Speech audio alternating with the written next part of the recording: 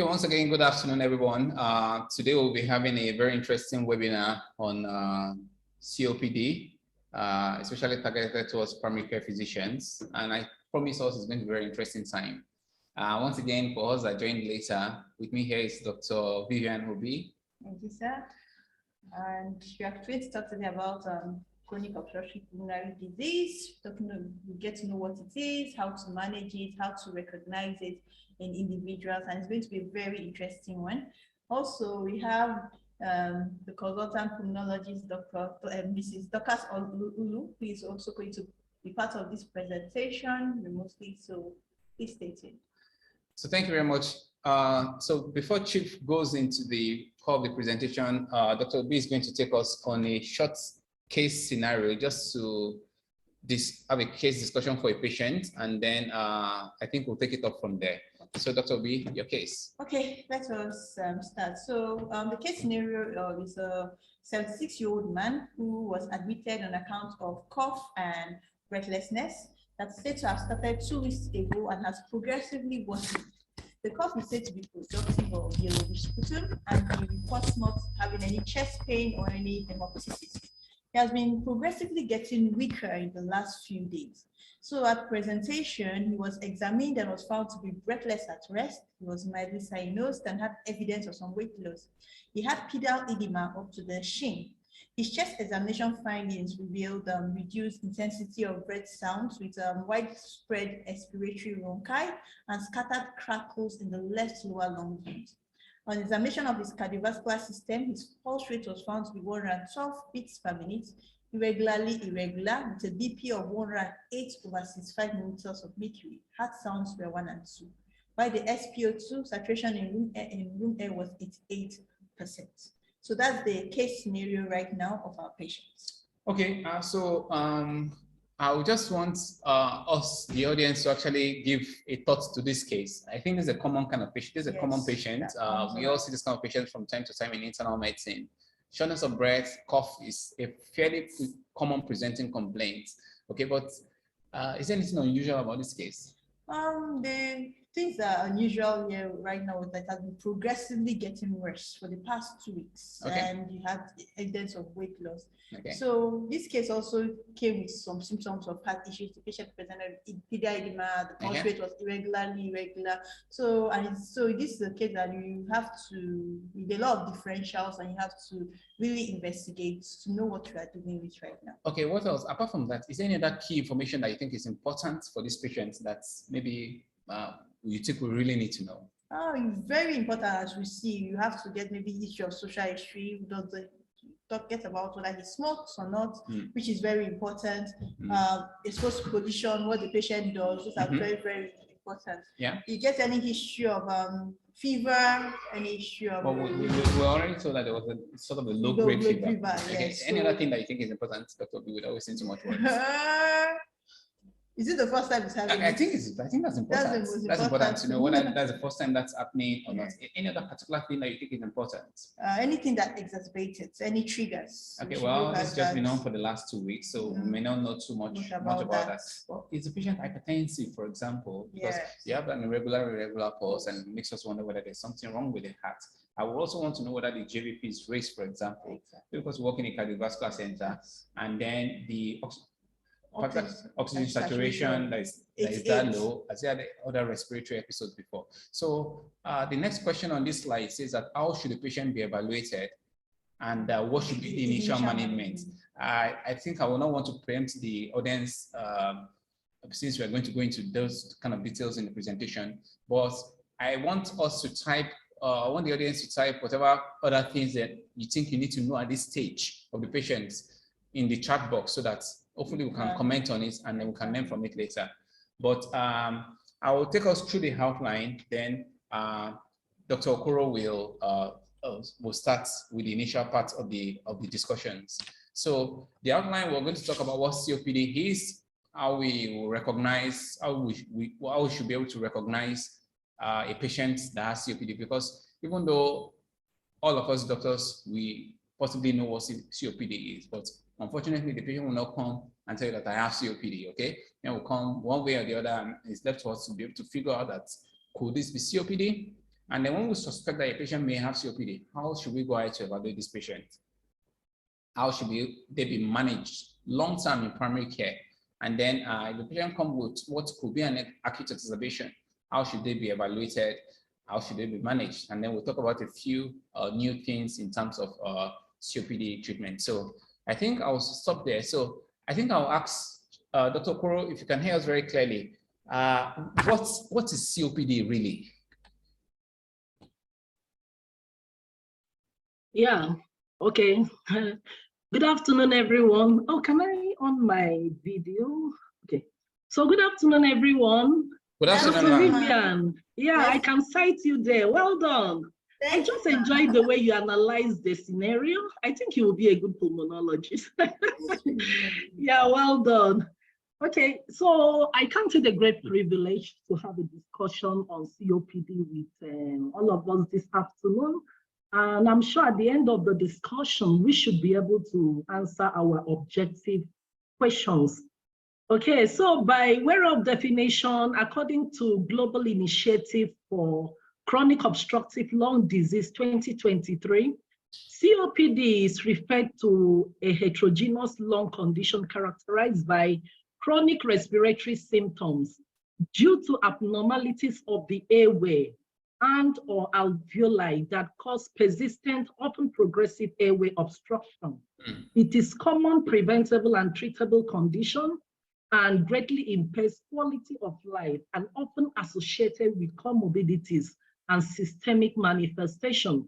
Also, as part of a key point to note as part of the definition for COPD, is important to know that it's associated with fixed airway limitation, and that differentiates it from asthma.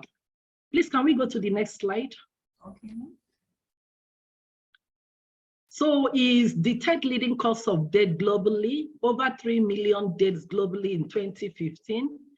A meta-analysis reported a prevalence of 9.5% in Nigeria, and greater than 75% of the cases occurs in low middle income class.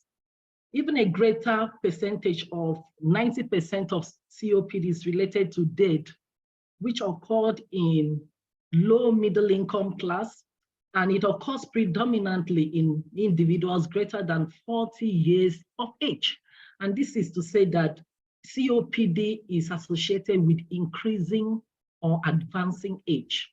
It's usually seen in males more than females, but prevalence in females is increasing, especially in developing countries now because of increased use of cigarette or other tobacco. I want to ask at this point, the dominance in male generally, is there any particular reason for it? And then secondly, the prevalence in our society is thought to be under recognized. Do you really think so, that is actually underdiagnosed or under recognized? Okay, for the first question you ask, the prevalence in males is greater than that of females because of one, occupational exposure. Yes. Males, as we all know, they are prone to outdoor activities and to some occupational stuff. And there are some risk factors which are associated with COPD, for instance, occupations that are associated with certain metals such as cadmium and other minerals such as coals. And some of our men are seen in this kind of, establishment or companies. Then apart from that, tobacco smoke. Previously, it was known that males were the ones that smoke a lot, but to be frank, with the data we are having right now, we have a lot of women in Nigeria that smoke, and that is the major reason why the prevalence is now changing. Women tend to have a higher prevalence now compared to men. Then other causes, women too, anytime they're faced with any respiratory tract infection, they tend to be more concerned. So they visit the hospital, and before you know it, it will be well treated and it will be cured. But for some of our men that could be busy, before they present to the hospital, it could have, been so severe and associated with some complications. And we know that respiratory or chronic respiratory tract infection is a major risk factor for COPD. I think those are some of the points that could explain why the prevalence is more in males. Absolutely, absolutely. I think that's very interesting. And then what about the underreporting?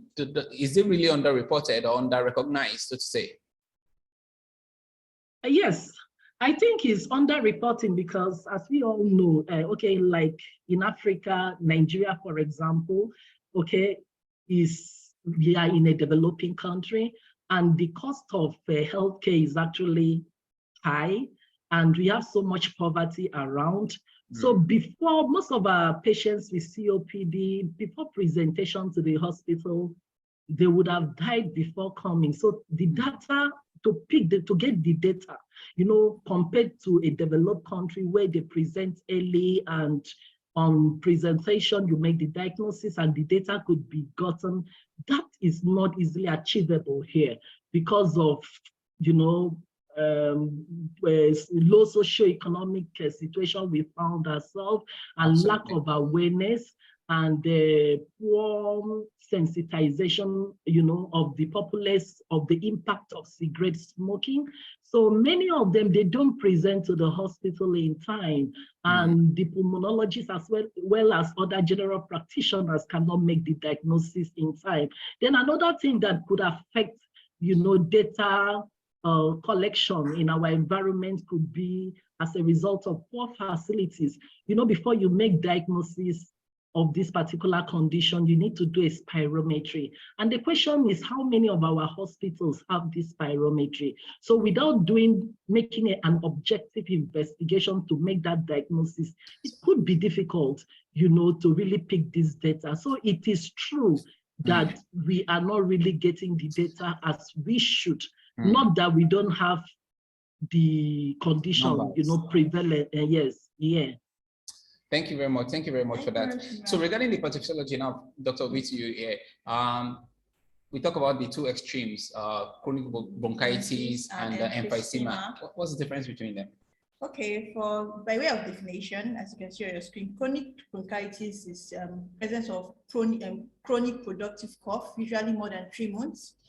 During they use 2 years, each 2 years consecutively. There are other causes of cough. So actually, chronic bronchitis can be defined as a diagnosis of exclusion. So you have to rule out other causes of cough. So if you have someone coughing, not only coughing, productive and producing sputum that is for more than 3 months in each of 2 consecutive years, while other causes of cough such as TB and all have been ruled out, you can make the diagnosis of chronic bronchitis. While in the way of emphysema, it has to do with the damage, the permanent damage and enlargement of air spaces that are distal to the terminal bronchioles.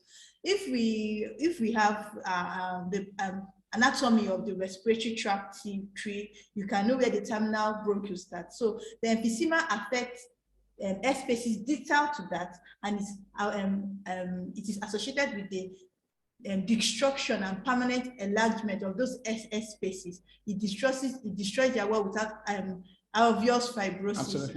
Absolutely.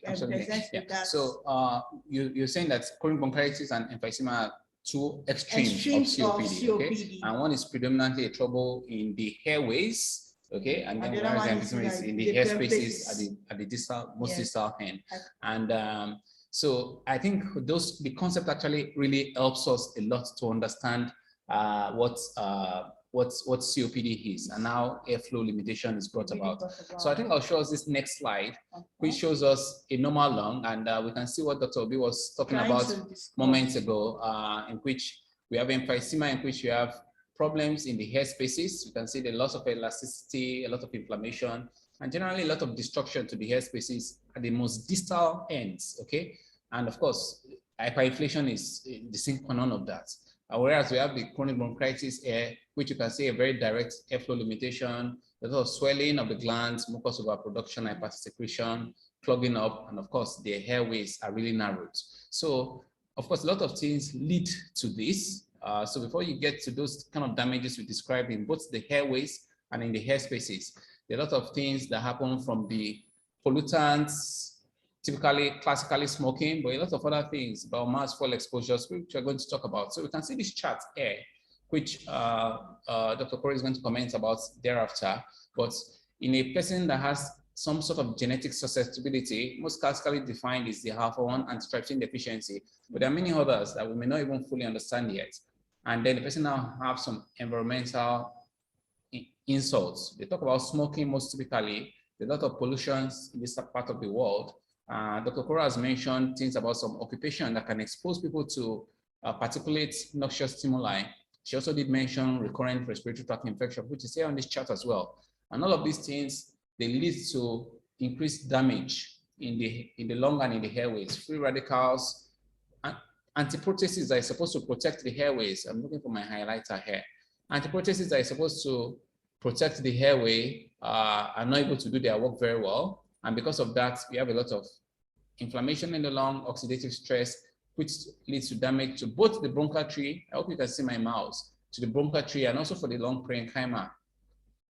And it causes a lot of pathological changes: inflammatory cells, increased mucus production, death of the epithelial cells, loss of airway elasticity, loss of structural supports, permanent enlargement of the alveoli, and leads us to both a combination of chronic bronchitis and emphysema. Usually a mix of the two. Sometimes you can get one that is more of purely one form or the other, but usually you have somewhere in between the spectrum. And of course, invariably the patient has airflow limitation. Dr. Okoro, I'm not sure other comments you have about the pathophysiology to shed light on this for our audience. Oh yeah, yes. Before we talk about the pathophysiology, I think it would be good for us to elaborate more on the risk factors. We can't hear you clearly, ma. Hello, can you hear me now? Is it better now? Yes, yes, it's better now, ma. Okay, thank you.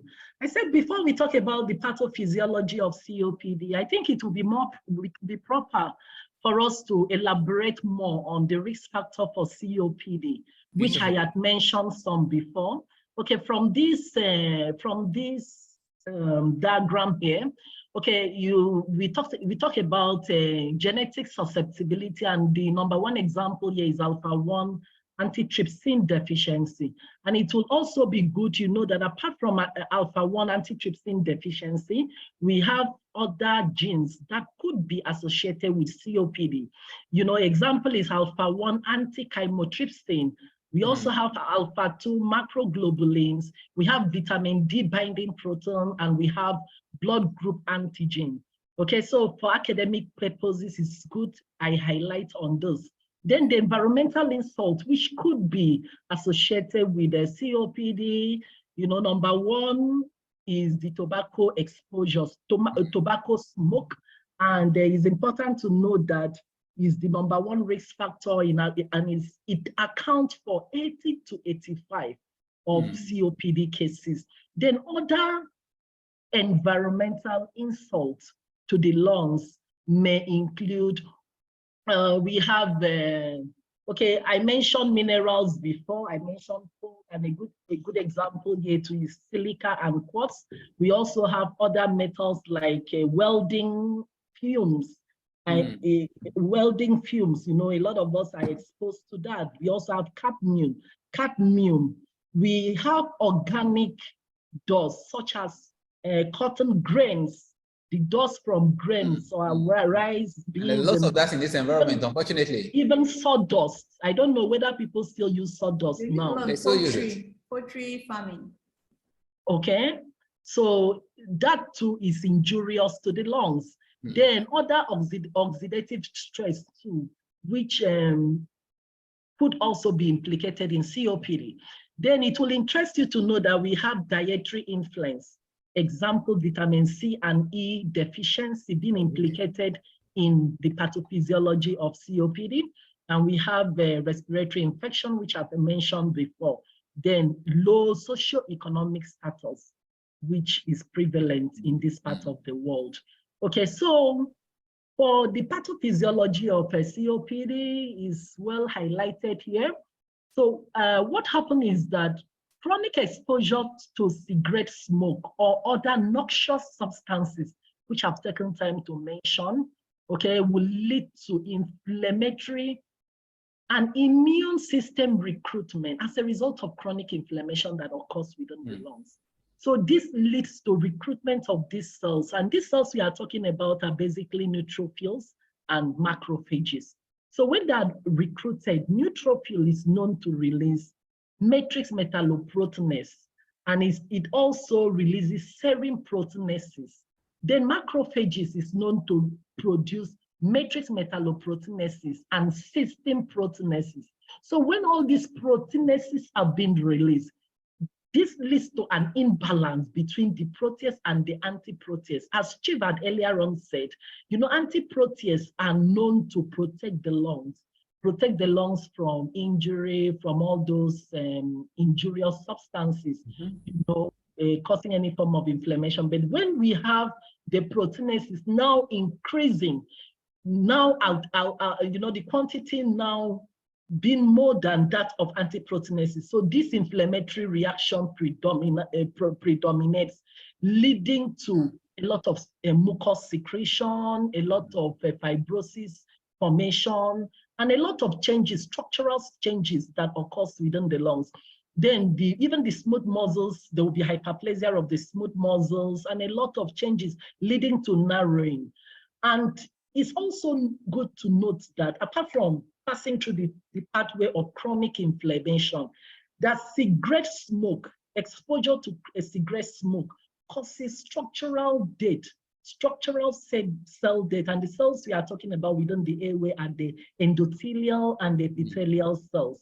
So apart from causing chronic inflammation, cigarette itself has that ability to cause structural cell death directly.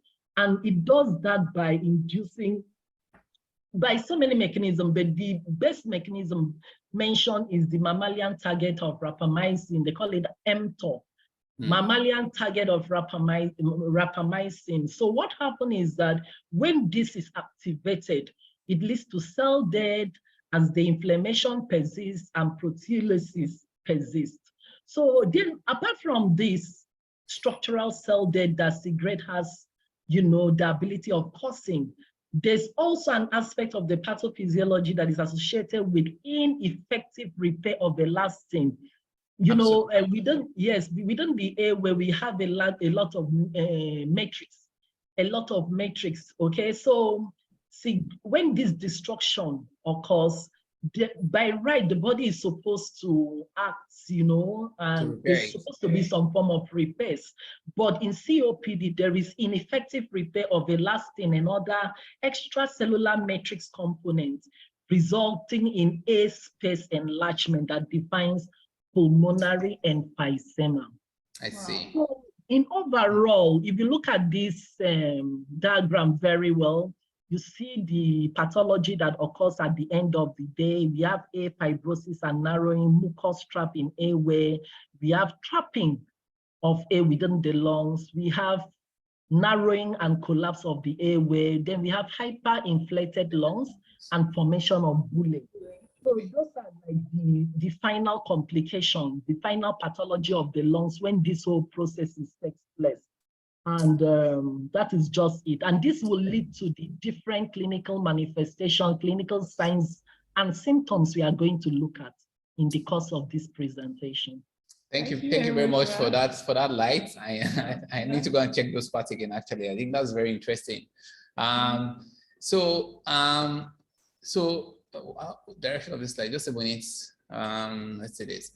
Okay, so part of pathophysiology as well. Normally the FEV1, that's the ability to forcefully expire, declines naturally a little bit over the years, but of course, smoking greatly increases the rate at which this happens. Because of time, I will just leave this part of the slide. I think we've talked a bit about the etiology, and I think this summarizes quite a bit of what Chief has earlier mentioned. But the part I want to ask is about hookah and shisha, particularly in this Abuja. I mean, I think there's a sort of epidemic of it, and a lot of people believe that it's safer. You see a lot of, particularly females, they take that and they think they're not smoking. Has it been clearly documented as the relationship between hookah, or shisha, or vaping with COPD or respiratory disturbance, ma'am? Yeah, I think I've seen that documented for shisha. Shisha is well documented to be a risk factor for COPD, but I'm not too aware of hookah, you know. But for shisha, yes. Or is it the same thing? Shisha. It's the same thing, actually. It's the same thing. It's the same thing. It's the same thing. It's the same thing. Okay. All right. So vaping is the smokeless tobacco. Vaping is electronic cigarettes. Is e-cigarettes. Okay. So unfortunately, those things are a bit new, and because I don't know, because people just feel it's safer than cigarette, and many people are going into that, unfortunately. And it seems that many people are going to use themselves as experiments. But I'm happy that there's some data, and I think more and more data is emerging, but they're unlikely to be safe by any measures, because whatever you're inhaling to your lungs is, it carries some risk. And then, of course, apart from the alpha-1 antitrypsin deficiencies, you've also mentioned some genetic proteins. I think you mentioned up to 3 or 4 of them. The alpha-1 chymotrypsin. Alpha-1, yeah. Alpha-1 anti-chymotrypsin, alpha-2 macroglobulin, then vitamin D and C deficiency. Now, vitamin D binding protein. Okay. Okay. What about the family history? Apart from the clear-cut alpha-1 antitrypsin deficiency, does a family history of maybe COPD or any other thing, does it actually really increase someone's risk of it? Yes, because COPD has a genetic predisposition. Okay. So family history of alpha-1 antitrypsin is very significant, that I know. But other genes are not very common. But for alpha-1 antitrypsin, is a very common risk factor for COPD. So a family history of such is of great significance. But when we are talking about family history, family history of COPD, it may not be as strong as asthma. I'm just bringing in asthma here. Asthma has a stronger genetic predisposition, compared to a COPD, although COPD has. But occupational exposure or environmental exposure has a greater part to play. Thank you very much. Now, so talking about going through the possible symptoms of COPD, I know in the course of the discussion we've talked about cough, and I think we mentioned shortness of breath. Okay, are there other key important symptoms of COPD, Dr. Obi? There are a lot of symptoms that you should look out of. As we said, for chronic bronchitis, productive of excessive production of sputum. They can present with fatigue and effort intolerance. They can present with symptoms of chest tightness. Some people may feel, they're having a heart attack or chest pain. They usually are low with energy and all, and the quality of sleep can be affected. Sometimes COPD can affect the heart function, what we call pulmonale. So you can start having symptoms of right-sided heart failure that may come along with it, and you should have to have a high symptoms of suspicion when you see that. So this is one of the tools for assessing COPD, and this is a symptom related to that's a patient's. Is a patient source to, or sorry, you get the answers directly from the patient, not necessarily from your examination. And so this is a CATS. I think Chief will walk us, Dr. Okoro will walk us through this. So the COPD assessment tool, and it has, I think this has 8 domains, and it asks about all these areas of it. How does the CATS tool come into place in either assessing COPD, Dr. Okoro? So CATS is actually COPD assessment test. It's just like a simple questionnaire that is used to know the severity of COPD in a patient. And certain questions are asked. And these questions are targeted to the symptoms that could be found in COPD. So this is just the questionnaire here on the slide. So the first one is cough, is about cough. Does the patient cough? So is patient producing sputum? Any chest findings like chest pains, chest tightness, Okay, when I walk up a hill, some questions are just highlighted here. So the benefit of CAT is very important, in assessment of patients in COPD, because it doesn't just talk about dyspnea, that's difficulty in the breathing.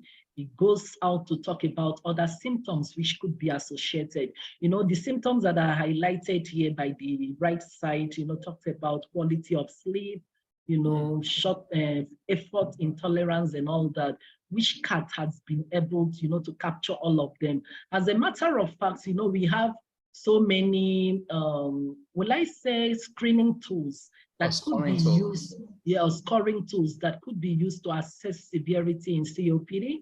But GOLD, that's Global Initiative for Chronic Obstructive Lung Disease, prefers using CAT, because CAT goes out, trying to capture other symptoms that could be associated. And I think it will likely reflect the quality of life better than just asking about cough and shortness of breath alone. Yes, absolutely. Yes. And talking about shortness of breath, we have this, the well-known MRC scale, the modified version, which is important to use to assess patient breathlessness. Actually, I think I'm going to have a pasted version of this in my office so that patient can actually clearly stick out the level where they are on, and it grades patient shortness of breath based on different levels. And during the course of the presentation, we're going to see how we can utilize this in actually classifying the severity of any shortness of breath, and of course, also specifically for the severity of a patient's COPD. So grade 0 is almost 0 for most of us. We only get breathless when you're doing strenuous exercise, so that's like normal. And then grade 4 is the most severe, in which a patient is too breathless to leave the house, or they're too breathless when they're just doing the simplest of activity like dressing up. Okay, we have a fairly similar equivalent to this in heart failure, the so-called NYHA classification of heart failure. Okay, but I think this is very useful, and you can use this in many diseases actually that is not necessarily COPD. But it's important that we actually assess this, and if possible, actually show the patient the scale, and they can tick the category or the grade to which they belong. So what are the symptoms of COPD? When we are evaluating a patient with COPD clinically, what symptoms should we be asking about? Chief, we've gone through the symptoms described on the cards, which I think are the dominant symptoms actually. Okay, but are there other things that we should look out for? I think I'll go to this examination one after. Any other particular symptom we should look out for in a patient with COPD? Okay, to really understand the symptoms and signs of COPD, it will be good we talk about the two phenotypes of COPD. Okay, so we've talked about, these men here are now depicting the two phenotypes we have. I think the first man here is having blue bloaters, and the second man here is having the pink, that's the third man, the pink man here is having pink puffers. So the two phenotypes of COPD is actually emphysema and chronic bronchitis. Another name for emphysema is the pink puffers, and that of chronic bronchitis is blue bloaters. Then for the symptoms that are predominant for the blue bloaters, just like this man, the fat man here that is looking at us, so they usually come with a cough that is productive of sputum, and sometimes they may have hemoptysis. Dyspnea is always there, that's shortness of breath, but it's usually mild.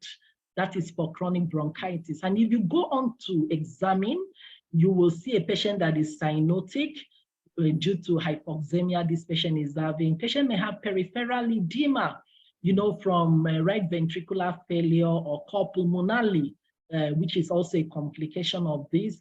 And if you auscultate the chest, you may have crackles, and patient may be wheezing sometimes. And just like this man here looking at us, many of the patients with chronic bronchitis are usually obese. So that is the basic signs and symptoms that could be seen for the first phenotype, which is the chronic bronchitis. Then the second phenotype is emphysema, otherwise called the pink puffers. So for the pink puffers, their predominant symptom is that of dyspnea, which may come with or without exertion.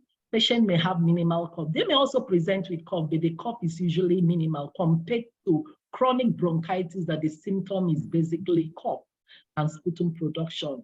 Then for emphysema, apart from cough, they may have increased minute ventilation as a result of hypoxemia. And for cardiovascular examination, if you check, the pulse is usually high. Then when you go on to examine these patients with pink puffer, or they call them pink puffers, patient is usually pink, just like this man here, okay? And just on a close inspection, you will notice he's having paused lip breathing with accessory muzzle of respiration use. Patient is usually cachectic. You know, cachectic because of increased work of breathing. There's a lot of difficulty in breathing, so they lose a lot of weight, you know. And also, there's a lot of diaphragmatic excursion, you know, going on in emphysema.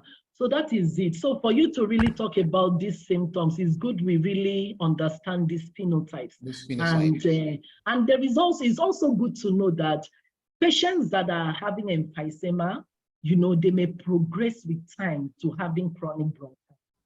So just like the scenario. They may progress in time to having what? Chronic bronchitis. That's patients with emphysema.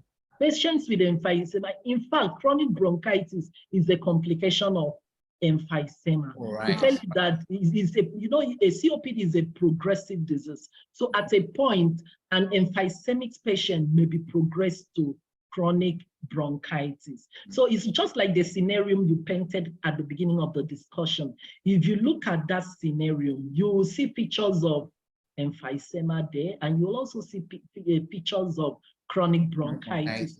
It tells you the severity of that patient, the severity of that patient's condition. Okay, thank you very much. So I think we've run through a lot of the signs and symptoms of COPD, and I will just remind us that anytime we have a patient that has these conditions, we should ask ourselves whether this could be COPD, and then we should strongly consider performing a spirometry if you have any of these things. So if you have a patient that has dyspnea that appears to be worse over time, worse over the years, my own typical way of asking a patient whether a dyspnea is progressive, particularly obese patients that tend to often have a bit of dyspnea on exertion at baseline, is to ask them whether compared to a year ago, whether the amount of shortness of breath when they do a routine activity, let's say walking a while or climbing stairs, whether they think the amount of shortness of breath they have now is worse than what they had a year ago. If they say yes to that question, and they take it that whatever amount of dyspnea they have is progressive, then I won't attribute that shortness of breath just to merely being obese, for example. And then if they have shortness of breath that is worse with exercise or that is persistent, we should strongly consider getting a spirometry. Of course, if you get wheeze in anybody, you should strongly consider doing a lung function test. And of course, chronic cough, even though the definition of chronic bronchitis refers to a cough that is productive, we should be aware that the cough may be intermittent, may not be persistent, and may be unproductive. There are patients that for some reason they cannot just really get to expectorate it up. If you have patients with recurrent lower respiratory tract infections, treat the person for a pneumonia in January, treated for a pneumonia in May, you should ask yourself whether could this patient have COPD? And it's until you ask yourself that question and you do the lung function test that you can categorically say whether the patient really does have COPD or not. Dr. Dorcas had mentioned about the occupational dust earlier. He did mention strongly about sawdust, which is common. I remember I had a uncle in those days. They used to have a poultry farm, and then the sawdust they put on the ground there to soak the excrement from the chicken. So occupational dust, which can come in all forms. If you go to the market now, you see people grinding plantain flour, grinding yam flour, grinding all sorts of things, and also of fumes all over the place. And then the woman is just doing the work, she's not wearing a face mask. And then, so once we find those risk factors, we should have a low threshold for conducting a spirometry, or to at least in pursuing a possible diagnosis of COPD. Chief has mentioned a lot of these possible examination findings. Is there any other particular one that we've not talked about? I think we'd be more interested to talk about the tripod position. Okay. Yeah. So the tripod position is common in most obstructive lung disease, both in asthma and in COPD. And it's just the patient supporting themselves with their hand, with their two hands, so that they brace up the chest wall just to make the increased work of breathing, to make it slightly more doable compared to we're not in that tripod position. And I think the man we showed earlier, this man is stylishly doing that just to support his body so that he can do the work of breathing, which is quite increased in him. Finger clubbing can be seen.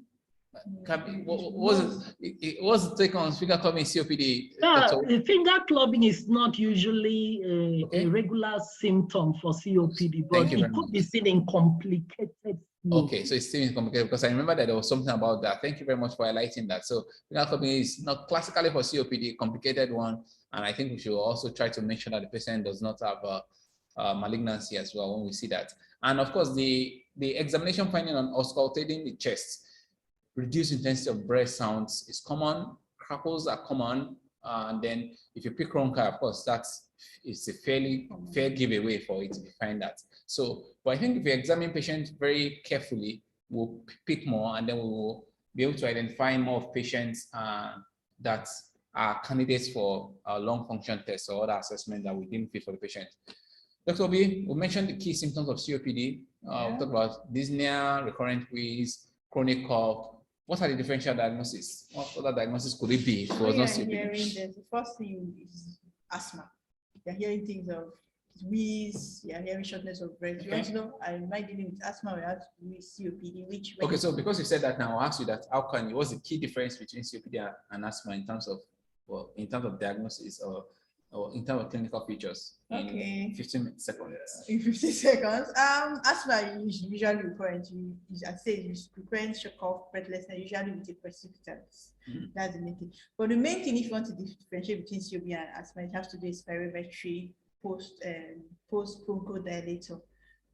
Asthma is reversible easily, and that's even though it's here in the definition, while we don't see that in COPD. Okay, well, yeah, partly correct. I'm not sure you're 100% correct. Chief, in terms of differential diagnosis, how can our doctors differentiate between asthma and COPD as a cause of maybe a chronic or recurrent cough and shortness of breath? Okay, for asthma, asthma is usually seen in the young patients. Okay, COPD is a disease of advancing age, 40 years and above. Then asthma is not usually, associated with a cigarette smoke. COPD, oftentimes there is a history of tobacco smoke.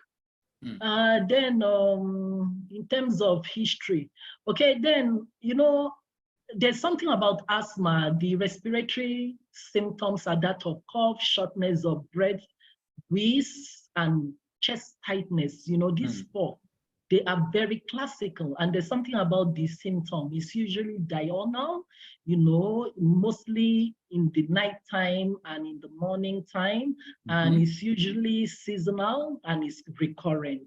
Okay, patient will tell you that my symptoms are more at night, but at daytime, I get better, but in the morning, night, that usually worse. You don't have such history in like that in COPD. COPD can occur at any time of the day.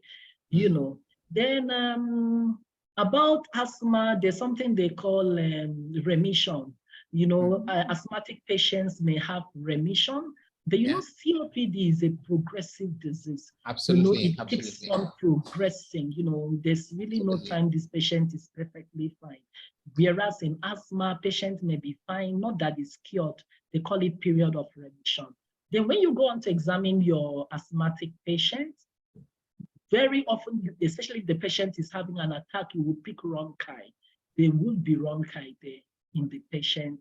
Okay, whereas in a COPD, sometimes you may get ronchi, but ronchi is not usually very classical in COPD. Absolutely. What you will see in COPD is a barreled chest patient that when you percuss, there is hyperresonance. So there is that loss of cardiac and hepatic dullness for COPD. In asthma, you will not have that. You do spirometry for this patient, just like Dr. Vivian said. Yes, for the spirometry, their pictures are almost the same. There is reduced FEV1. There is reduced the ratio, that's FEV1 to forced vital capacity, is also low.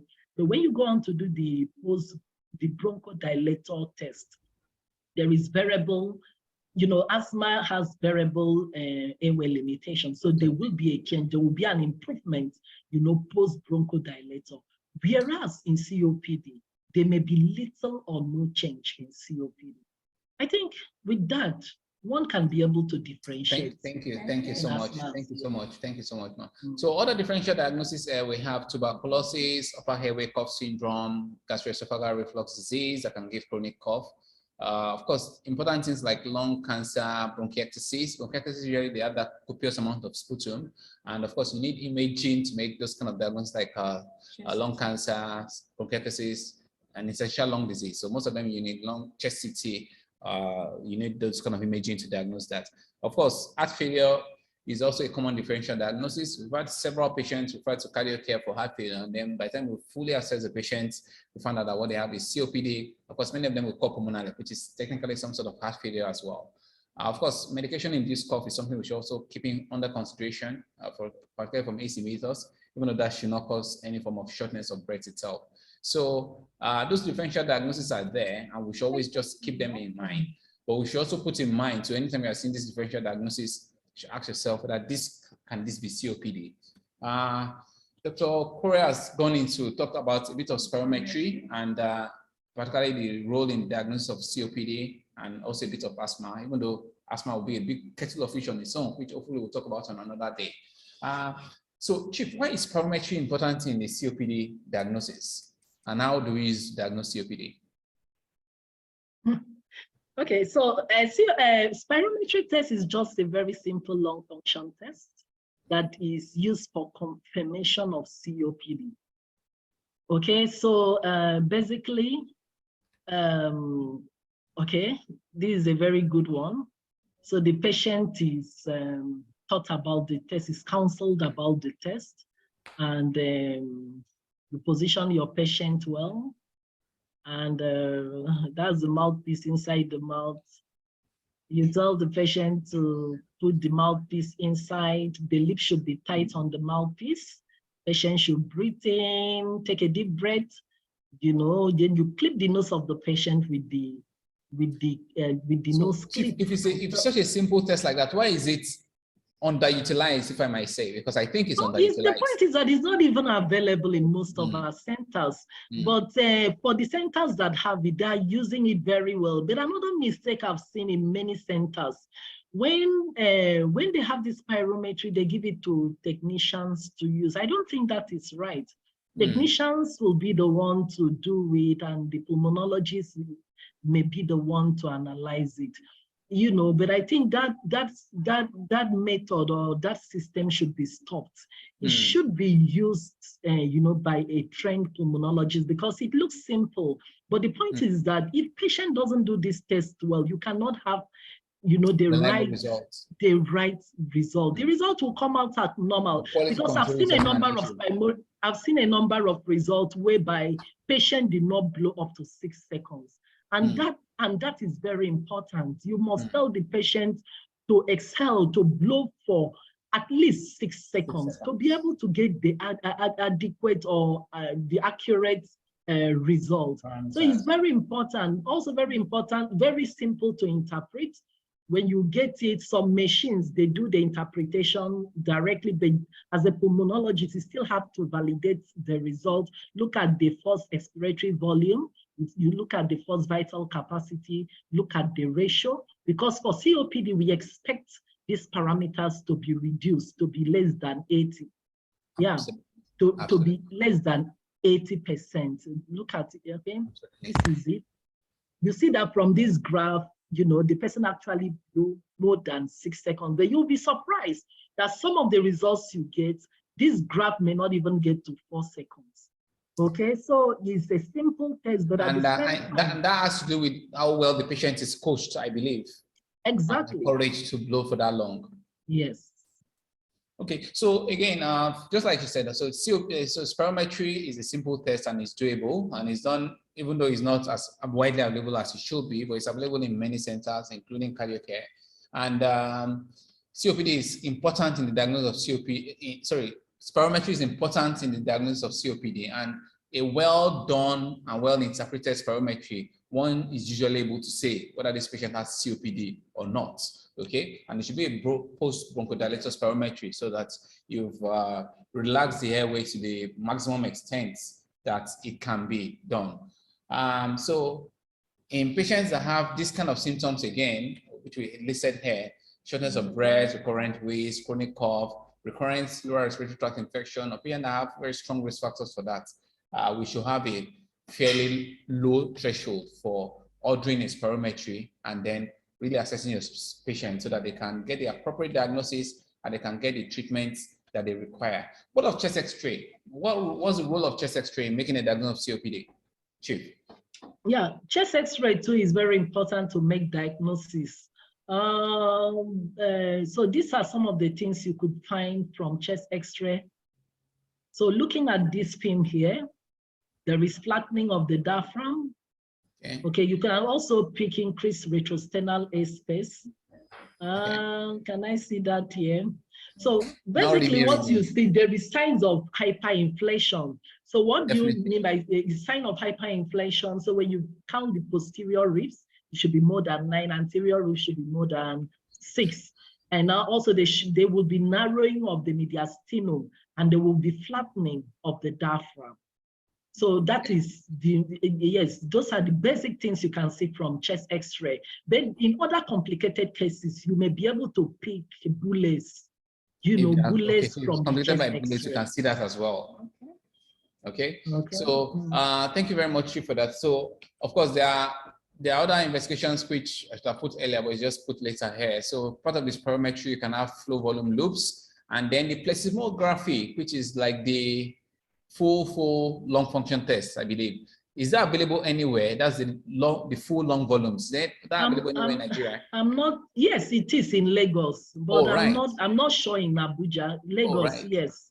Oh, yes, that's great. But I can't remember the name of it. I think I'll find out where that is so that at least the people that require that, one can do that. And then there's a new test that they call impulse oscillometry, which can assess, or maybe not, can assess, but at least the basic tests that must be doable in someone suspected to have COPD will be the spirometry, the chest X-ray, and of course, these other tests will have their own roles as well. ECG, in the case scenario we discussed earlier, the patient was said to have an irregular pulse. And we also know that most of those symptoms of COPD can also be found in cardiac diseases. So it's important to evaluate that.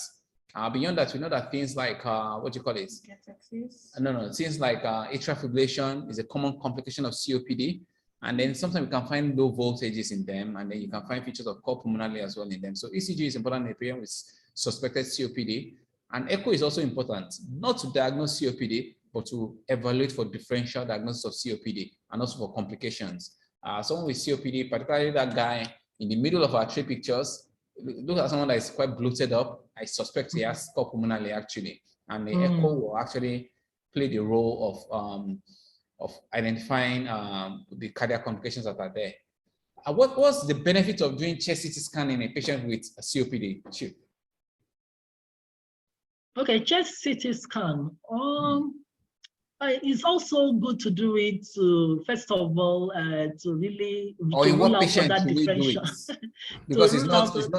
It's your patient that should. Obviously, not all patients. In which patient should we do it in? Complicated cases. Okay. Or when the diagnosis is not really clear. So maybe everything is not. When diagnosis is not very clear. But basically the diagnosis of COPD, spirometry should be able to do that. Absolutely. But when you start seeing features on chest X-ray that are not very clear, I think you have to step up to do a chest CT scan. Once it's not adding up, you're not quite sure that this COPD, maybe your spirometry came out negative. Or maybe we think there's a ruptured bulle, for example. Oh yeah, that's true. Then they're considering for surgery. That's when the scan comes in. But for the COPD, clinical assessment, your spirometry, your chest X-ray, maybe a few other things, we should have fair clarity on what's going on there. Of course, there's a role for the other ancillary investigations, the full blood count. In the full blood count, there's an ongoing infection where cell can be elevated. Polycythemia is common. Chronic hypoxia. And that comes with its own risk as well. And then the eosinophil count is also important in people that have maybe some allergic features or hypersensitive features, which sometimes can indicate possible potential response to steroids or can guide other components of management. The ESR and CRP, you will usually be a bit elevated at baseline, but can be quite elevated when there's an ongoing bacterial or other infection. EUCR may be normal if there's metabolic acid, sorry, if there's acidosis, which may be, if there's respiratory acidosis, there can be metabolic compensation. Thank you very much. So the bicarbonate can be a bit high sometimes. If it's a bit high or towards the upper limit of the reference range, then it should prompt you probably to do an arterial blood gases for the patient, even on an outpatient basis. And of course, in patients in which you suspect that there could be alpha-1 antitrypsin deficiency, you should do the assay. I will probably think that should be done in maybe younger patients. I've requested for a few patients actually. Or Chief, what are the main indications for alpha-1 antitrypsin assay in a patient with suspected COPD? In which patient would you likely do it? That is, if you see, as I said earlier, that COPD is usually seen from 40 years and above. But if you see features of symptoms which could be suggestive of COPD in a young patient less than 40, you have to, request for alpha-1 antitrypsin. Yes. So okay. I think that is just one indication that I know. COPD in the young. COPD in the young. So I will encourage our audience to, if you have any questions, please drop it in the chat box or in the Q&A box, and we'll answer it along the line in the presentation. We have some questions there, but I think we'll still go ahead more before we address the questions that are there already. We're running behind time a little bit, so we'll try to pace up a bit. Here on the next slide here, I think I will allow Dr. Dorcas to walk us through this. This is the assessment. This is an assessment tool for COPD. And how do we utilize this, ma'am? Okay. So, yeah, we have a patient. I'm not sure. Can you hear me, Chief? Okay. Yes, I'm back. Okay. So, in terms of the GOLD AB assessment tool, first of all, for a patient to enter into this tool utilization, the spirometry is compulsory, so to say. So you have to confirm the diagnosis with a spirometry. And then, of course, you are now talking about what's the severity of the airflow obstruction. And in the past, sometimes in the past, I'm not sure how many years ago now, I think more than 4 or 5 years ago, it was just the so-called stage grade 1, 2, 3, 4 we used to use without putting in any clinical components of the patient's syndrome before we assess the patient's severity. But now we have to marry the spirometric severity to also the clinical severity, and that should guide how the patient should be managed. Okay, so if the patient meets the criteria for diagnosing COPD, the patient has already met our criteria of spotlight. The patient has already met our criteria of the bronchodilator criteria, post-bronchodilator criteria of FEV1 or FVC of less than 0.7. You can diagnose COPD. Next is to assess the severity, and the first part is the grade, which your FEV1 itself can diagnose, and which we compare to the percentage of the predicted. All those will be giving you on the spirometry results. And then you now have to go back to your own patient history, both the symptoms and the risk of exacerbation. So, and that's where our CAT score comes in and our MMRC score. So we'll go back to this scoring systems here back now. Where am I? Go back to this scoring system back now. And then you determine the patient's, I think it's further back than this. So we determine the patient's MMRC score, okay, and then the CAT score as well. Each of these points here is scored 1 point. And then, so in patients that have more severe symptoms, it's coming slowly. In patients that have more severe symptoms, you score them on this part of the chart, so it's B. Okay, patient that has less severe symptoms is A, and any patient that has had any exacerbation that led to hospitalization in the last 1 year, you score E. Or if a patient has had any has had at least two or more exacerbations in the last 1 year, you score this upper part. So those are the worst patients. So the worst patients are the patient that has had this E score. Next worst is one that has had the B score, and the mildest is a patient that has a H score. So that's how to use this assessment tool, and it can guide us in the amount of intensification of treatments that the patient should be on. And we're going to talk about it along the line. Okay, thank you very much, Chief. Please, can I come in there? Sorry, I was a little bit distracted here. That's fine, ma'am. Okay, thank you for helping to analyze this for us.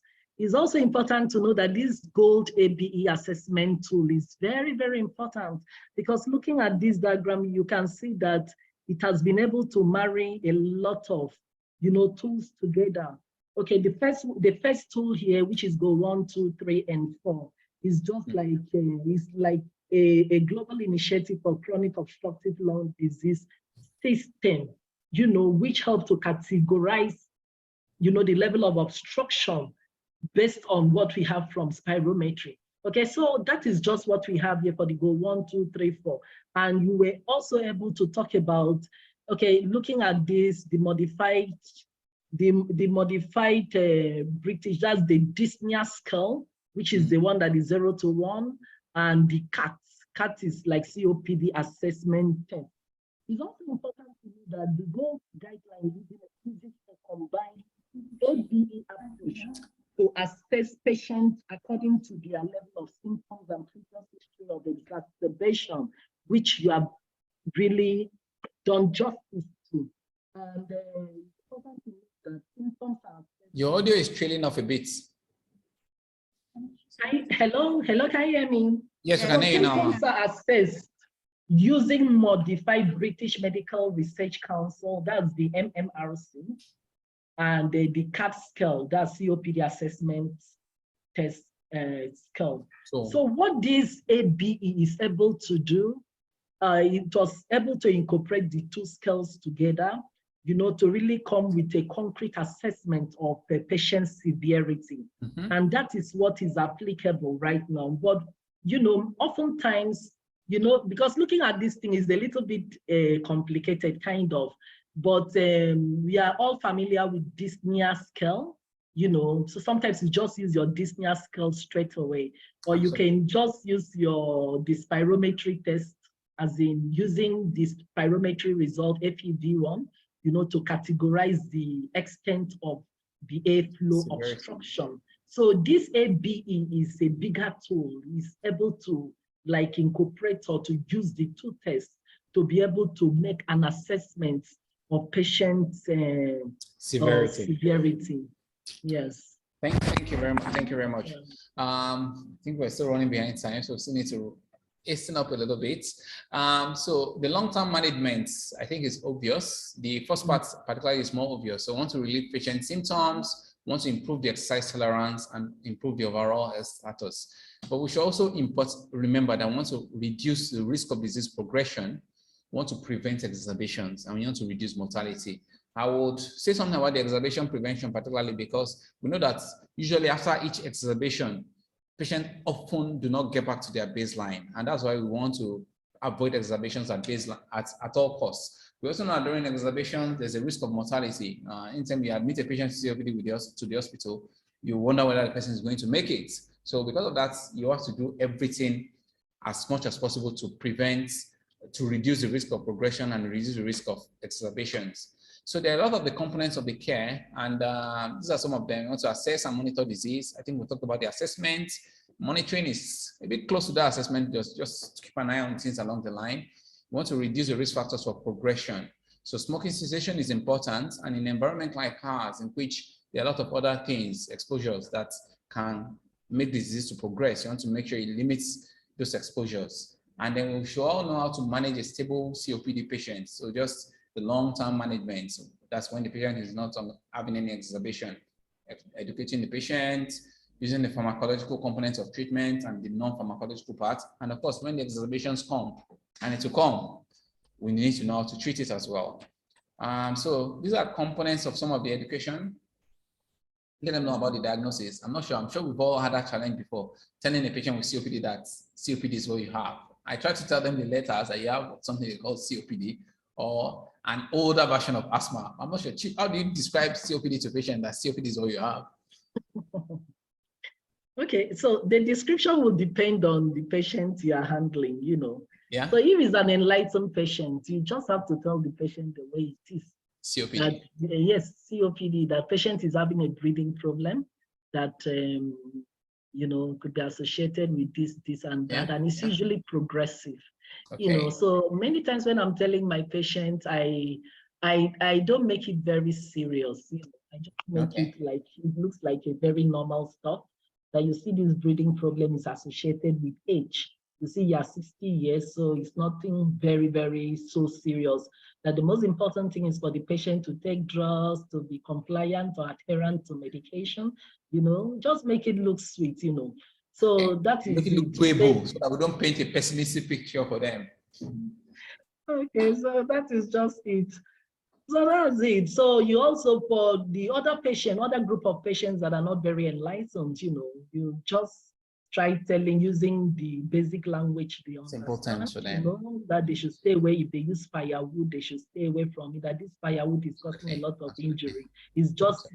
It's a breathing problem. So that's it. Thank you very much. And so we counsel them about all the other components of the treatments. We won't be able to go into this or all of this, but the vaccine is especially important. If you can get them up to date on their vaccines, pneumococcal vaccination, which is available in Nigeria, but is underutilized in particularly our at-risk populations, COVID vaccination in COVID era, and then in areas where they have one or two other respiratory infections that are seasonal or they are regional specific, we should counsel them to get those vaccines as well.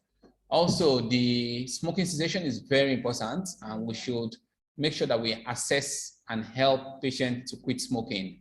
I won't be able to go into details of that again, but we should know that I will remind us that for every patient we encounter, first of all, we should make sure we ask them whether they smoke, okay? And if you ask them whether they smoke, if they do smoke, we should do things to help them to try to stop to smoke, especially in the context of cardiorespiratory disease, especially in the context of COPD, and we should give them that support as necessary.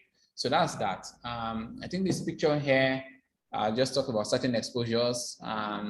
Again, it's not just smoking. A lot of fumes. There's a lot of indoor pollution that happens. A lot of people cook indoors. They sit with fumes. The place where they fry gari in my village, they sit. In fact, I pity those women because they just sit behind that big calabash they're using to make the gari, and the fumes just go right there into their nose, and then they're oblivious that this may be causing them any harm. Does it help burning incense? No. Incense. Some incense, particularly if it's done too frequently, too long, can actually contribute to noxious stimuli as well. So it's a sort of exposure.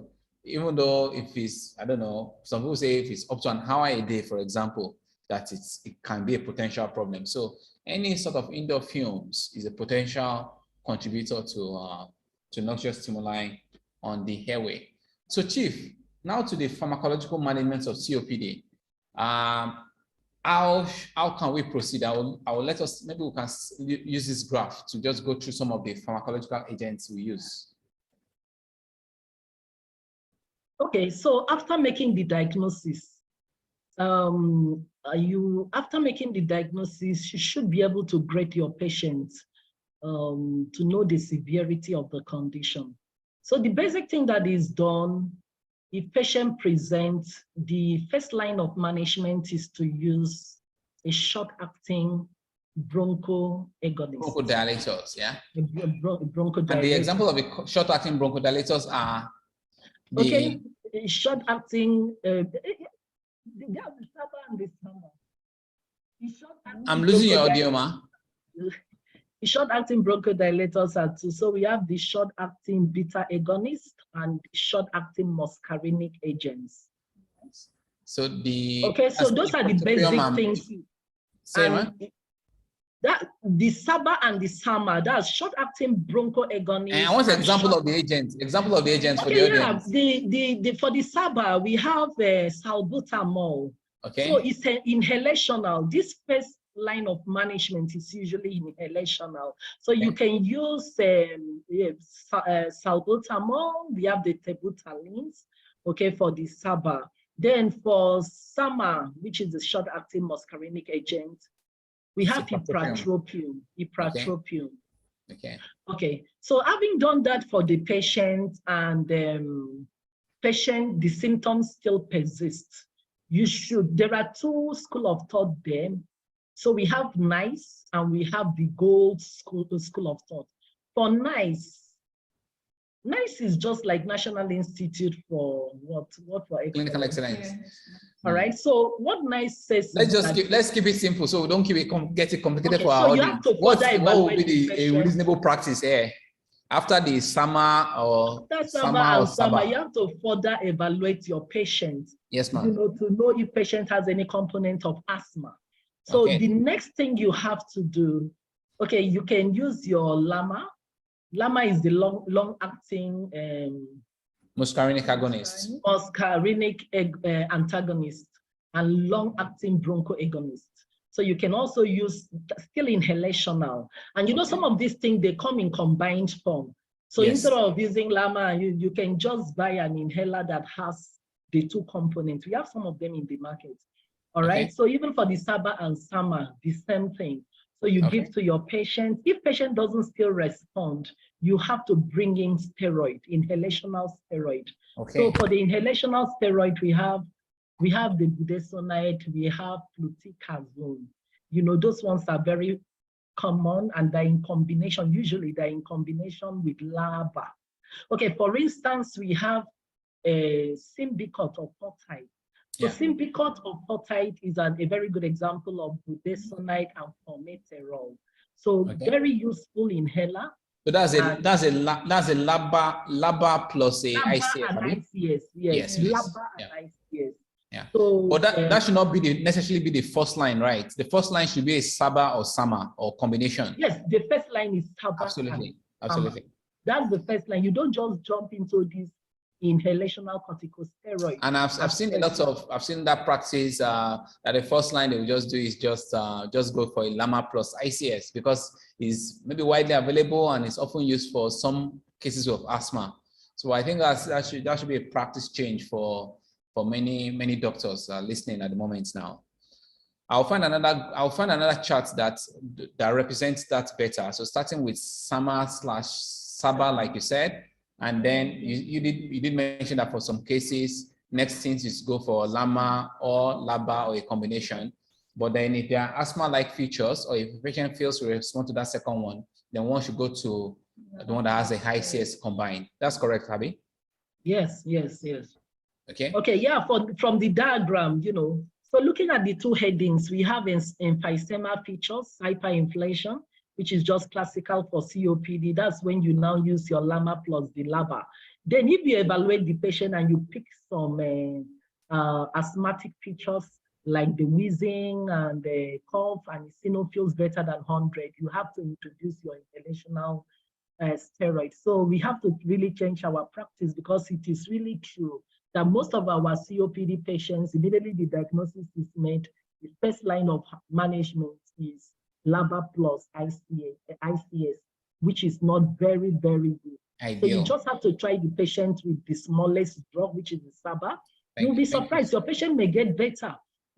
Having known that COPD is a progressive disease. So when you start using bigger stuff at the very beginning, so what will you use later? So you just have to, it's supposed to be like a stepwise approach. Treatment.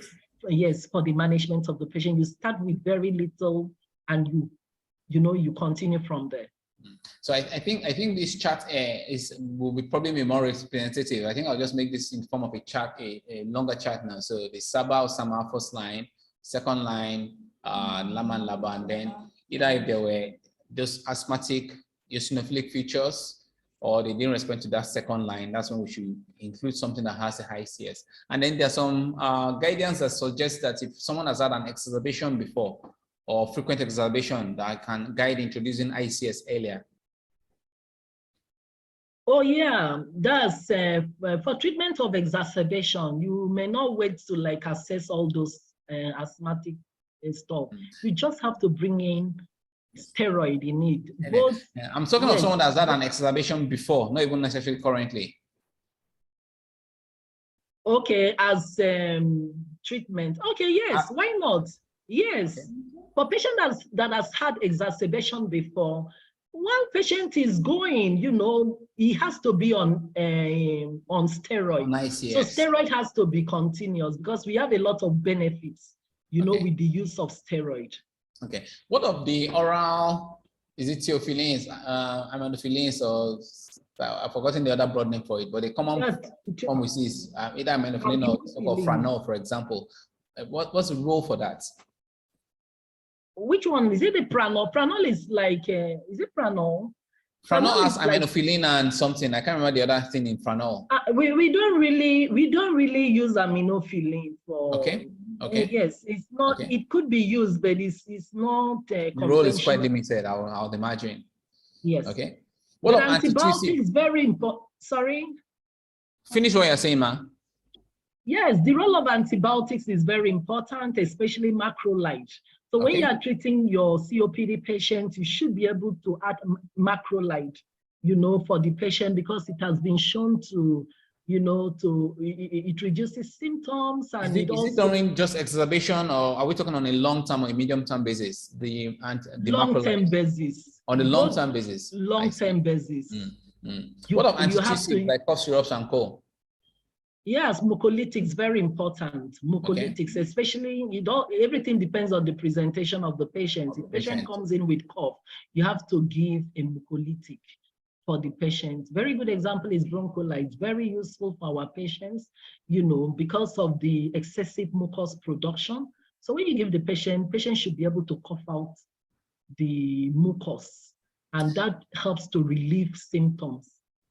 Thank you very much for that. I'll just add, of course, rofimolast is on this list. It's one of the advanced medications for some select cases of COPD. So I don't think it's really readily available here, and the spectrum of patients that will benefit from it is probably quite limited. How much experience do you have with that, Dr. Okoro? I've never prescribed it, but I know it's not even. I don't know whether it's available because I doubt if it's available. I've not been. Okay, also, I also want to mention that long-term oxygen therapy has a role for some patients. Of course, again, that's underutilized in our environment, but hopefully more patients are needed to continue to be on it. I think I've seen more patients with interstitial lung disease on long-term oxygen therapy, more than COPD actually. Okay, but it can improve symptoms, it can improve exercise tolerance, it can also improve the respiratory acidosis that they do have, and also the core pulmonale. So I think the key thing is just to identify patients that will benefit from it. It is somewhat wrong for us to have a patient with COPD that's complicated by core pulmonale, and then you're just managing them with the treatment that is not really doing enough for them. We should consider it. Now, whether it should be acceptable or affordable for the patient is another kettle of fish. And of course, assessing the arterial blood gases will probably be important in assessing patients that will benefit most from this. So we should remember that ABG analysis is important in management of COPD, even on a chronic basis. So just to see what the blood gases look like and see whether whatever treatment you are doing is keeping the hypoxia to a manageable level, and the patient is not having unacceptable hypercapnia, that's too high carbon dioxide. Pulmonary rehabilitation. How much of it do we do, Chief? In practice, how much of it? Yes, we do that a lot in pulmonary clinics. Okay, so for our patients with COPD, from what is written here, we have education of our patients, counseling of our patients for smoking cessation, which has been highlighted before. Then general exercise training. Yes, we encourage our patients to do a lot of brisk walking, to regain their strength, because some of them are usually very weak. Then breathing retraining. We use incentive spirometry to do breathing, to improve their breathing, of which we tell them to blow that regularly. By doing that, the strength of breathing is improved. Then outcome assessment. So patients should be able to talk on how to assess his or her symptoms, to know when he's having exacerbation, and which may require extra drugs. Yes. Then for nutritional advice, for the two phenotypes we have talked about, some of them come in obese and some come in, cachectic, well wasted. So for patients that have lost so much weight, we improve their calories. because even the difficulty in breathing increases the work of breathing, and it calls for so much energy. So for that patient, you have to increase calories. Then for the obese patient, you just have to, obese patients and patients that have ulcers, that obstructive sleep apnea disease, you just have to do some weight. reduce, yes. Okay, thank you very much. So pulmonary rehabilitation is doable and it's possible. And yeah, of course, it's good to have it in form of a structured form as much as possible. But at least we should make sure we do as much of components of this as possible to make sure we get our patients to the best state possible. And here on this next slide, we have some of the common pitfalls in COPD care. And I just want all of us to be alert to that.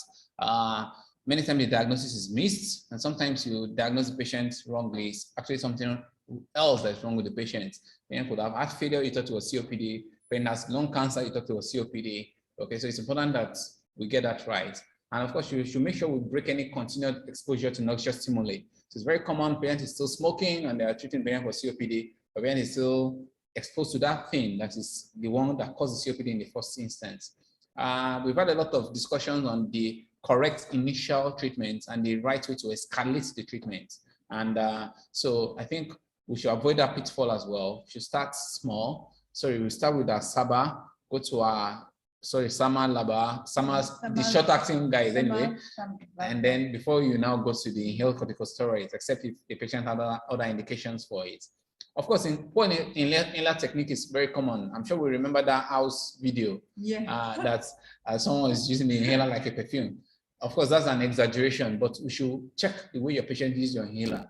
It is totally inappropriate of you to increase the dose of a patient's inhaler, or you change the inhaler without watching the patient use the inhaler. So it is our responsibility as healthcare providers, both doctors and nurses, respiratory physiologists, and whatever else, to make sure we assess our patients using his inhaler so that you can be sure the patient is using it correctly. Otherwise, some patients don't use it at all, because some patients, if they use an inhaler and they don't, maybe they don't feel different, they stop using it, and you didn't even know that the patient has stopped using the inhaler.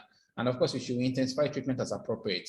The treatment of COPD does not start and stop with a particular same inhaler. No, you can adjust the dose, you can adjust the combination, and of course, patients with COPD should be examined by specialists, including a pulmonologist. Okay, so a pulmonologist must make sure that your diagnosis is accurate and make sure that they see the right level of treatment is what the patient is on.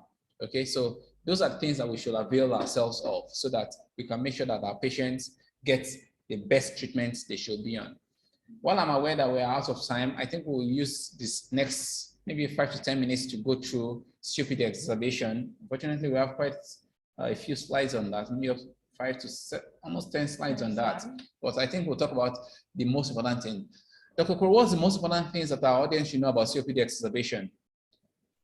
Okay, so for exacerbation of COPD, the acute worsening of the patient's baseline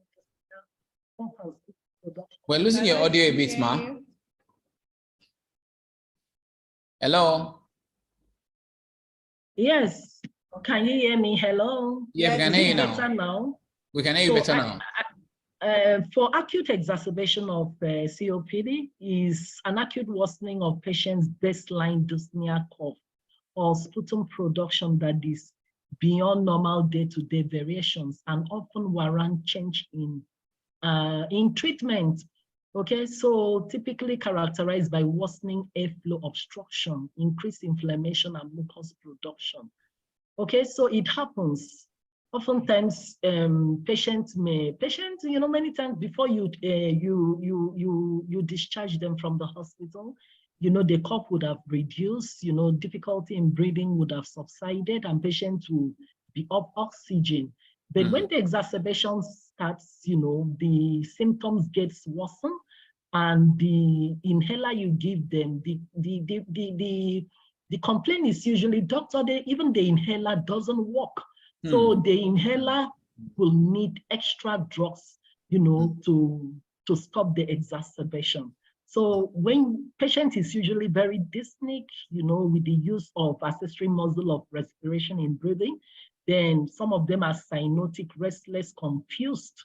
So when you go on to examine, you may see signs of CO2 retention. Patient may have drowsiness, clapping tremors, bounding tremors, conjunctival injection. So it's actually an emergency.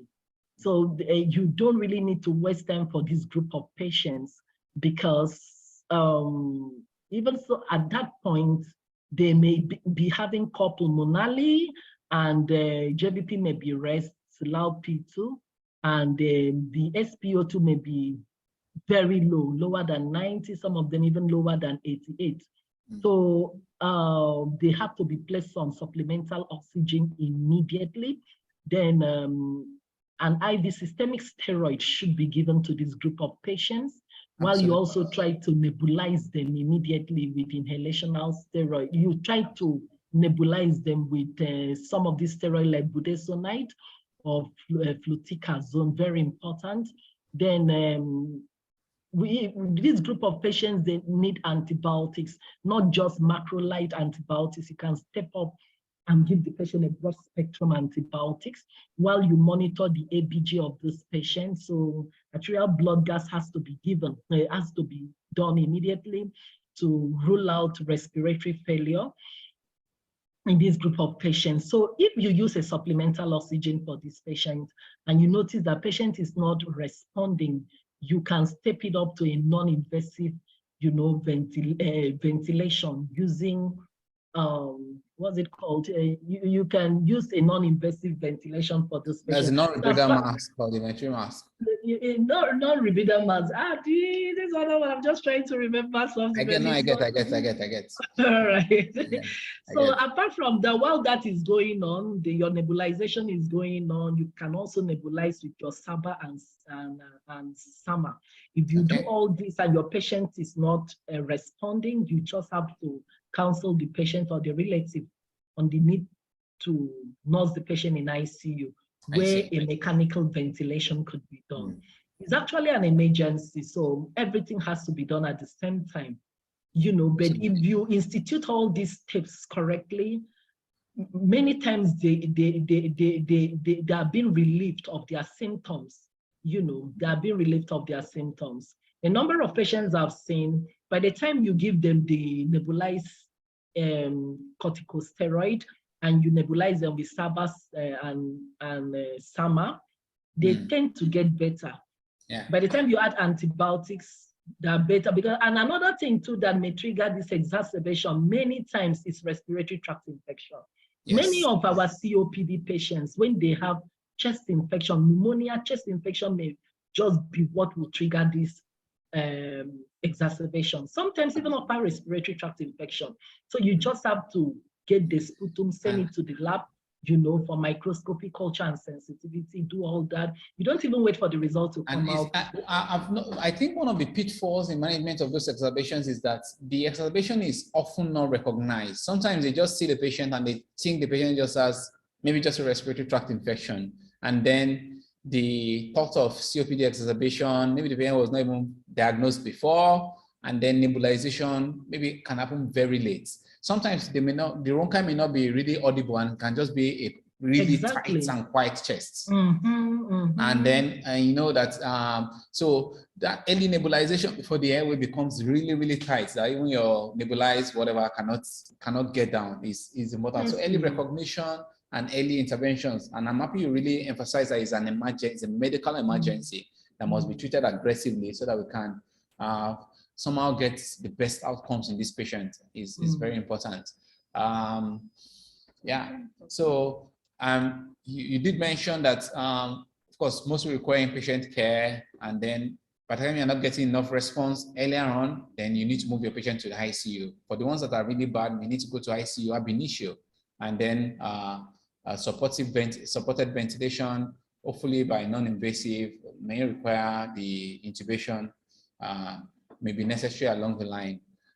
So these are some of the indications for non-invasive ventilation in COPD exacerbation. Most important thing is if you are getting a CO2 that is rising, if you're getting a CO2 that is going up, or you have your PaCO2 that is greater than 5 millimeters of mercury, you may need to ventilate the patient, and it buys you time. So it's one of the most beautiful indications for non-invasive mechanical ventilation. That's when you use the CPAP kind of mask for. And if you do that, you typically will buy time obviously it's just buying you time. Rest the respiratory muscles and then allow time for the bronchodilators and your steroids to kick in. So by the time those one kick in, usually 12, 24, 48 hours, you're able to get the patient of the ventilatory support, and then your patient is good to go. Sometimes in a few days, patient is out of the hospital. But by the time, if you end up needing invasive ventilation, which the indications are listed below the invasive ventilation, we're talking about the intubation now, then that can be quite difficult because COPD patients tend to tolerate that poorly, and the outcomes can often be poor. But again, early recognition of exacerbation, in fact, it's when we educate our patients, we should let them know what exacerbations are like.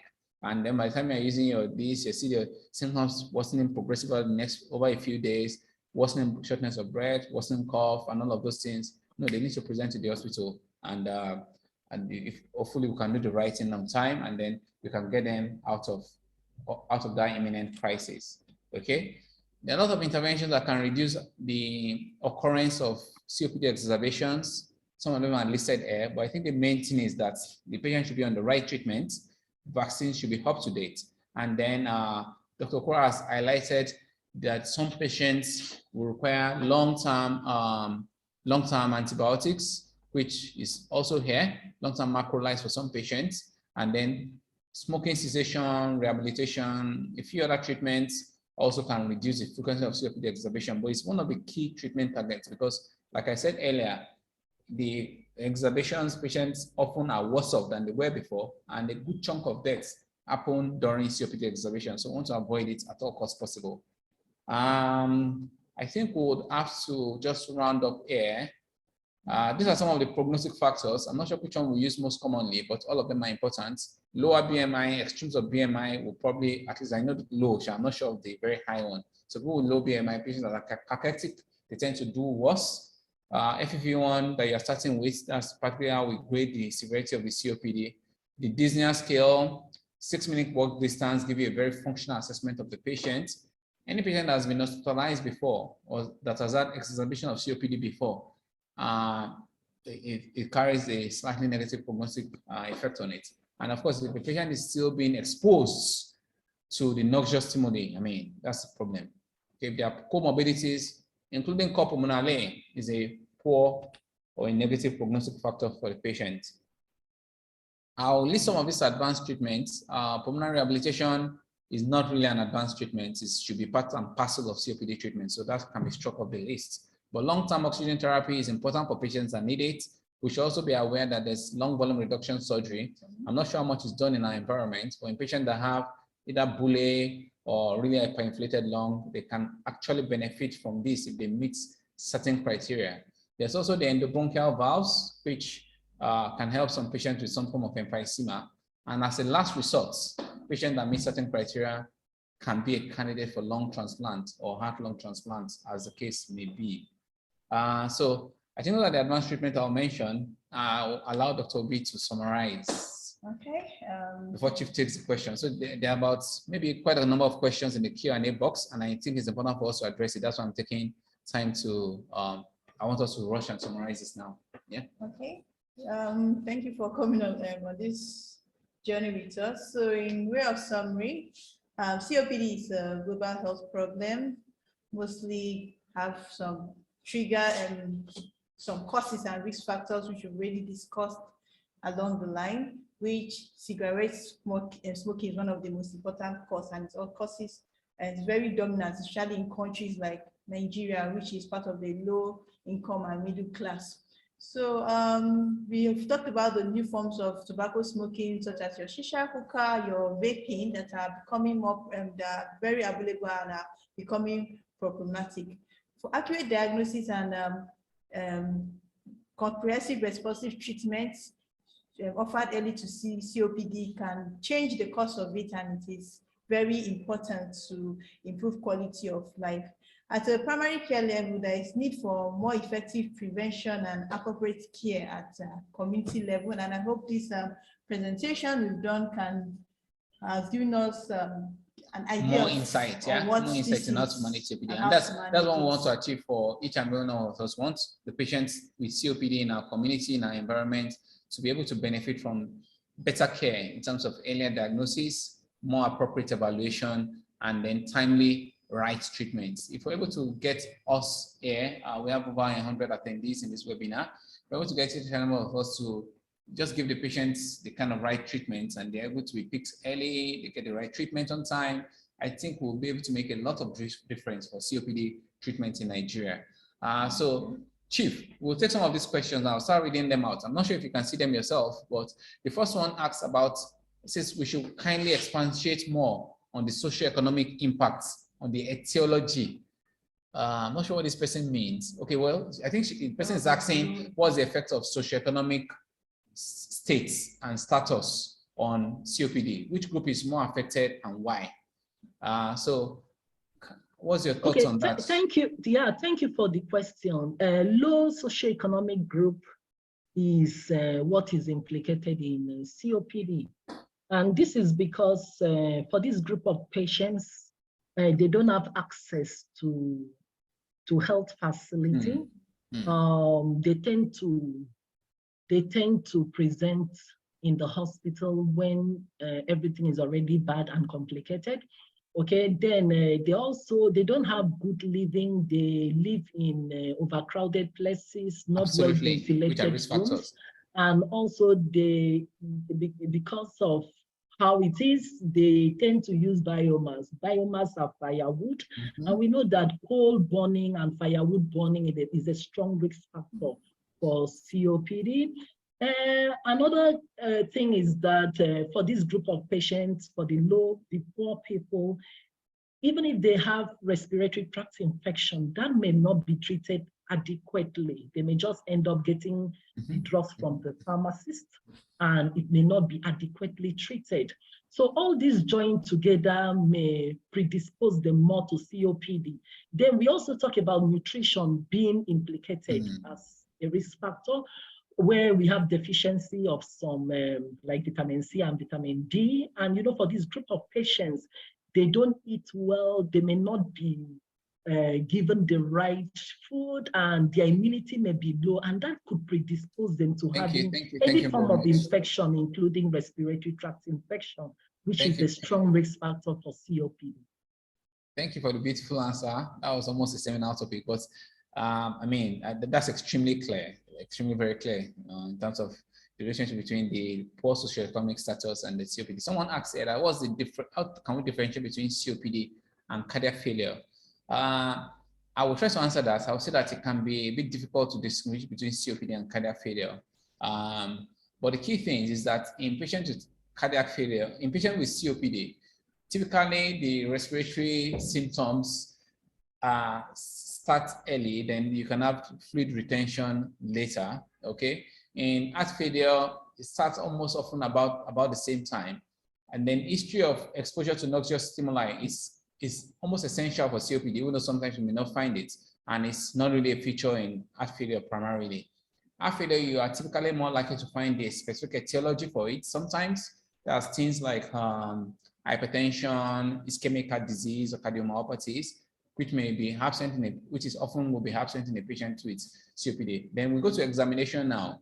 On examination of a patient with COPD, oftentimes by the time COPD is severe enough to cause those right-sided heart failure features, you typically will have frank COPD examination findings. So talking about things like barrel-shaped chest, pulseless breathing, prolonged respiratory phase. Typically we have those by the time it's severe enough to cause pulmonary, which should be absent in the typical heart failure. And then of course, you now need to go to the diagnostic evaluation. So of course, spirometry should be normal in patients with heart failure if you are able to get enough effort tolerance to complete the spirometry, whereas you should clearly have an obstructive feature in the patient with COPD. By the time COPD is enough to cause pulmonary, it should be at least moderate to severe, okay? And of course, by the time you do the echo, in a patient with COPD, even if it causes pulmonary, you will have predominantly right-sided heart changes, which it will be evident that this is due to pulmonary disease. So the diagnosis on your echo will be pulmonary by the time you see, at least right-sided heart failure by the time you see a patient with COPD that has heart failure. Whereas in the typical heart failure, you just see the heart failure features. Either it's heart failure with preserved EF or heart failure with reduced ejection fraction. So I think that's basically how to distinguish. Again, it is sometimes can be a bit difficult to distinguish. And like I said earlier, many patients that were sent to cardiac care with that thought to have heart failure, we actually found out that it's COPD or pulmonary due to another pulmonary condition that they have. I'm not sure whether Dr. Isaka or Dr. Aleka is on the line if they wanted to add anything to it. Okay, but in the meantime, we'll take the top question. How available is alpha-1 antitrypsin assay? I've done it for 1 or 2 patients before in the past, and I'm sure Dr. Okoro, you've used alpha-1 antitrypsin assay before? I've not requested before, and maybe I'll make inquiry. I'm not aware of. Also, we have a lot of labs. We have a lot of labs in town, and also have partnership with some international labs so we've done for patients before anyway. And so it's available. And Abuja is in the center of Nigeria, so even tests that has to be shipped out to London or to Dubai are done for patients. So doing it is not an issue at all.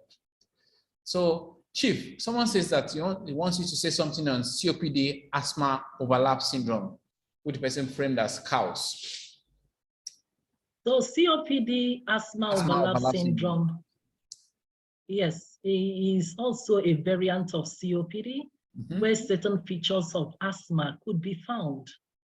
Okay, just like I said earlier on that COPD is a condition that has a fixed airway limitation, whereas asthma has variable airway limitation. But for this overlap syndrome of COPD and asthma, you'll be surprised to see the patient having some form of variability in airway limitation. I think that's just it.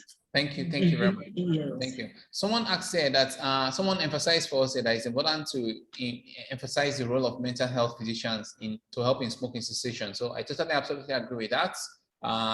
The psychologists play a very, very critical role in smoking cessation. So if you are forming our smoking cessation clinics or smoking cessation programs, the mental health physicians and psychologists should be central to that, because it's very difficult to stop smoking, particularly for people that are addicted to it. So thank you for reminding us of that. And I will encourage the audience to take smoking cessation support seriously for their patients. We can actually help them to achieve that. Someone mentions that, thank you for your presentation. It was very informative. What type of bronchodilator should be used before measuring before the spirometry? And what's the acceptable duration for the bronchodilator administration before measuring the FEV1? Typically in cardiac care, we do about 30 minutes. What do you typically do, Madam Dorcas, Dr. Dorcas? Apologies. Okay, 30 minutes is fine. Okay. But I think, yes, 10 to 15 minutes. I still feel minutes is okay. I don't know. I think it's okay. 10 to 15. So about 15 to 30 minutes. I know I've checked this separately. I've seen different things, but I know it's about 15 to 30 minutes is in that range. It probably shouldn't be anything longer than that. And then anything shorter than 10 minutes will probably be too short. So maybe 15 to 30 minutes makes more sense. I will confirm again with our physiologist, but I know it's in the range of about 30 minutes. At the primary care level, access to most of these diagnostic investigations is limited. Sorry, Chief, it's like you missed out one question. I think salbutamol is usually used. I think yes, thank you. So it's salbutamol. Salbutamol is short acting. It has to be a short acting, usually beta agonist. So salbutamol, long acting will not be appropriate. And any patient, before experiment, usually we ask patients to stop long acting agents and corticosteroids before, if asthma is part of the diagnostic considerations. So someone asks here, at primary care level, without access to most of these diagnostic tests, is chest X-ray enough to make a diagnosis and treat? I will allow Dr. Okoro to answer that question. Yeah. Okay. For facilities that don't have access to spirometry, yes, you can use the classical symptoms of the patient together with chest X-ray finding to make confirmation of COPD.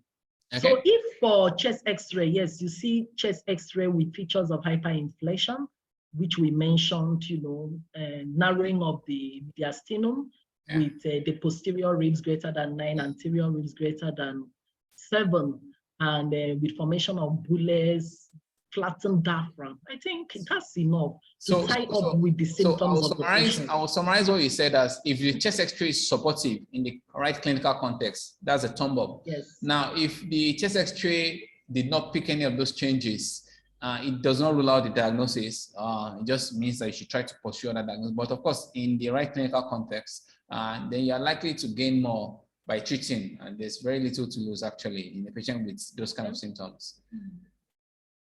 There's another test here. I'm not sure I know what this person is saying here. It says, in the lung function test, what should be the base and predicted for you to be able to suspect COPD? For that, I'll refer us back to the diagnostic criteria for COPD, okay? The FEV1 over FVC should be, if it's less than 70% of predicted for that patient's parameter, that's age, height, and weight. If it's less than 70%, that's when you can diagnose COPD. Post bronchodilator parameters, that is, you must have bronchodilated the person first before that test. And once you're getting less than 70, it's actually an obstructive pattern, and in the right clinical context, that is COPD. So, so I hope that answers the question, except the person is saying something else, but that's what I think I can interpret from this, okay? Oh, and there's that chart that is there. So the chart, the first part of the chart is the FEV1 over FVC, which is what we use to diagnose COPD. And then FEV alone is what we use to assess the severity by spirometry. Someone asked here, now, how do we differentiate COPD from emphysema clinically, Dr. Okoro? So COPD itself, COPD is a combination of emphysema and chronic bronchitis. So I don't really know what the patient means. But you can suspect that is more of the emphysema end of the spectrum if you see that pink puffer phenotype that Dr. Okoro spent a long time in talking about during the discussion. So if you see that, you can suspect that this is likely predominantly emphysema, but but emphysema itself is part and parcel of COPD. Okay, and then someone asks lastly here that what kind of end of life care for patients on ventilation? I'm not sure I totally understand that question, but I think that well, the part to be discussed there is that we know that, well, so two aspects to this now. So sometimes the patients with COPD, with advanced COPD, they have an exacerbation, and maybe you put them on ventilator, or maybe they were on non-invasive ventilation with the CPAP mask initially, and either they are not recovering or they have to go to mechanical ventilation, and then they don't seem to be recovering. And those kind of patients may need to be on some sort of palliative and end of life care, because we do know that for COPD patients, at some point they are going to die. Okay, they're going to die, and then at those points, sometimes they may be on mechanical ventilation, and managing patients that are not improving on mechanical ventilation, either non-invasive or the invasive that's intubated one, can be quite challenging. A lot of ethical issues surrounding that, but I think the key thing is to listen to the patient, to listen to the relations, to see what their plan and what their desires are, and then to make sure that whatever we're doing is in the best interest of the patient. So that's what I'm going to say on that. But it is true that some patients with advanced COPD can get some ventilation, either NIV or the basic mechanical ventilation, and then maybe actually be difficult to get them off it. And we need to consider end of life care in this situation. I think it's been a very, very wonderful discussion. Dr. Okoro, thank you very much. I don't know if you have any final word for our audience, ma'am. Yeah, thank you very much, participants, for being a part of this presentation. I'm sure you have learned one or two things, from this discussion that will help you in your practice. And the basic thing is that even we as clinicians, we should try and keep our lung healthy, and also help to counsel our patients on the need to keep our lungs healthy by staying away from all these risk factors that could predispose us to COPD, knowing fully well that prevention is better than cure. Thank you. Thank you very much. Thank you very much, everybody. Once again, this presentation has been brought to us by Cardiocare Multispecialty Hospital. We're in the heart of Abuja, and we specialize in cardiovascular medicine, internal medicine. Our typical patients are patients with hypertension, with diabetes, with heart disease, with shortness of breath, coronary artery disease. We're fortunate enough to have a cath lab and a wonderful interventional cardiology team. So we are always ready and happy to partner with us in improving the healthcare of our patients. And of course, it's been a wonderful discussion today, and we hope that we can continue to partner together to learn from each other and to help make our patients better. Hopefully, one patient at a time, one doctor at a time, we can improve the healthcare indices in Abuja and indeed in Nigeria. So it's been a wonderful discussion this afternoon, Dr. Obi. Thank you very much for your contributions. Much, so let's have a wonderful day, everybody, and let's enjoy our weekends. That is a good